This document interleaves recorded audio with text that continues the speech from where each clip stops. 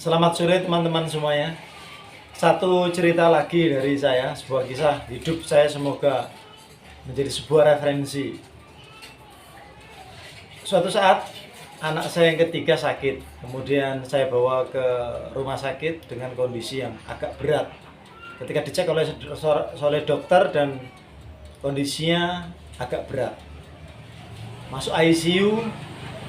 Kemudian ketika sudah agak stabil, saya diperbolehkan pulang oleh perawat untuk beberapa mengambil perlengkapan karena kita waktu ke rumah sakit belum siap, belum bawa pakaian dan yang lain-lain. Saya pulang.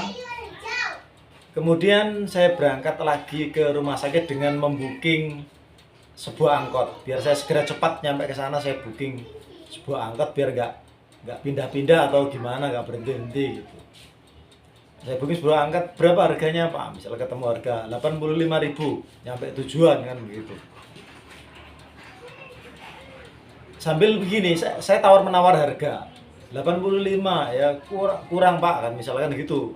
Drivernya saya bilang 85, di jalan Anda bisa ngangkut penumpang lain. Jadi artinya Anda kan nggak akan dapat hanya 85 dari saya, tapi sambil perjalanan saya perbolehkan Anda juga membawa penumpang lain selain saya. Yang penting arahnya satu arah dengan tujuan saya. Deal 85. Nah, di tengah perjalanan saya lihat amati, sepi sekali jalan itu. Jadi selain saya nggak ada penumpang lain yang naik di angkot itu. Sampai tujuan. Dan setelah turun dari rumah sakit,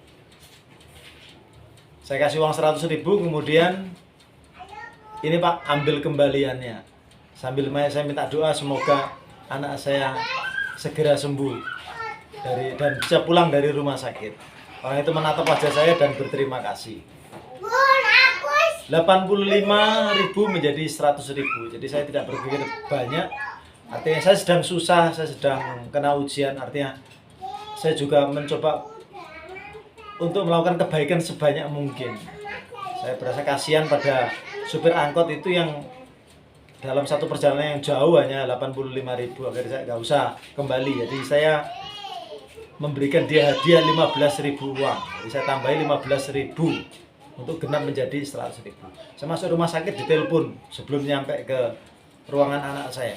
Pak, posisi di mana? Saya sudah mau dekat rumah sakit. Saya sudah ada di sini. Segera datang ke ruangan. Saya datang ke ruangan dan saya mendapat laporan dari tim medis bahwa beberapa menit yang lalu anak saya sudah tidak bernafas.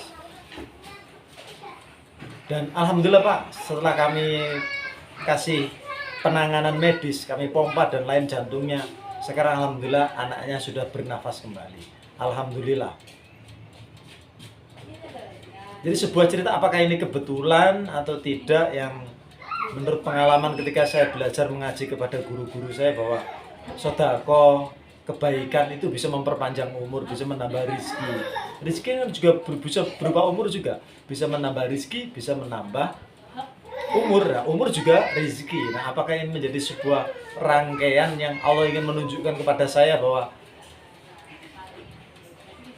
tebar kebaikan maka hidupmu akan panjang, tebar kebaikan maka rezekimu akan ditambahkan.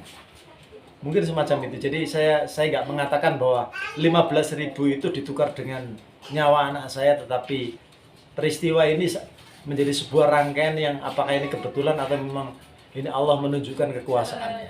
Itu teman-teman, 15.000 untuk sebuah nyawa. Demikian, semoga menginspirasi.